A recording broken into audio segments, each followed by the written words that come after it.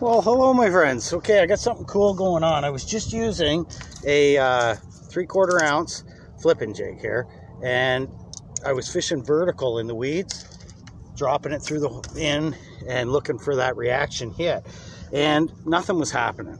So then I started, swimming it back. I noticed 2 times I got 2 big ones on the swim back. So now it's time, when that happens, to switch up. You want a swim jig. So let's tie this guy on, and we'll start fishing horizontal. Now you could use spinner baits, chatterbaits, crankbaits, anything horizontal, but the deal is it's pretty thick weeds, so the swim jig's perfect for getting through this stuff. Probably 8 feet of water, so my retrieve's going to be more of a straight retrieve than, when you're working a swim jig. A lot of times you're tap, tap, tap, tap, tap. That's to keep it up, a foot or 2, because you're fishing shallow with them. When you're fishing them deep, I find instead of tapping them a lot, straight retrieve is better.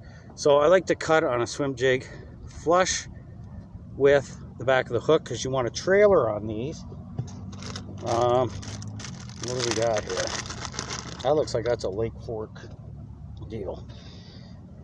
Anyway, any big trailer. You can go with a craw type trailer. You can go with paddle tail swim bait. That might be the way we should go. This is pretty big. It might be a little too big. That's a big trailer. This is going to be a big jig. Also, when you cut that back like that, it flares the skirt out a little more when it's on there. But, and then you cut your weed guard on a 45 so that it's like that. And then sometimes I'll bend that hook out and over a bit, but I think we're going to leave it just like that. Let's see what we can do together. This should work, because they were smashing on the swim back. So you got to pay attention to this type of thing. Now, there's nothing saying we're going to do this all day. This could die off in half an hour, and we're back to flipping because they've settled down in the weeds. But as it sits, they should be up feeding, and take advantage of it. So just pay attention to that kind of thing on your bite. Let that sink down, and then we're just going to swim it back. And if we hit something, we like to just pop it up. And that's enough usually to trigger a strike too, if they're following it while you're swimming it like this. And then you give it a little pop. That's enough to trigger them.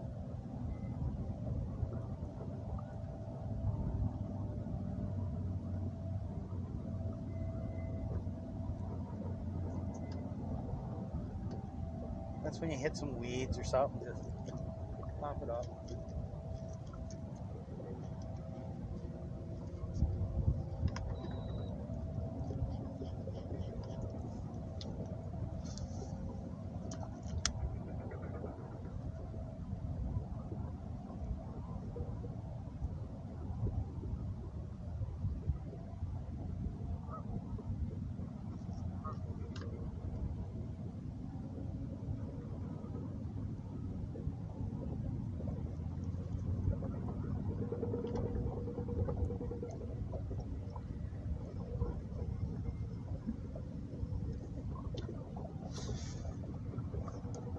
I hope our trailer's not too big. That's a pretty aggressive trailer.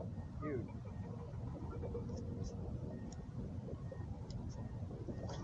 There we go.